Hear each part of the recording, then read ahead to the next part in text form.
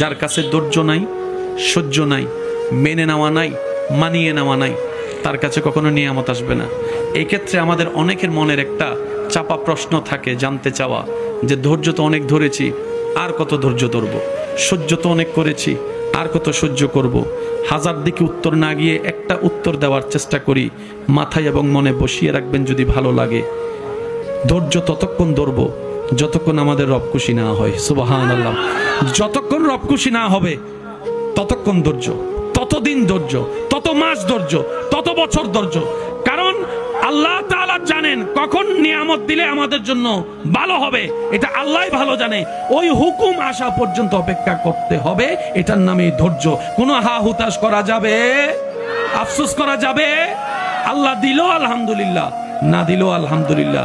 সুখ আপনাকে খুঁজতে হবে না, দেখবেন সুখ আপনার ঘরে নিজে থেকে চলে আসবে। বলেন সুবহান।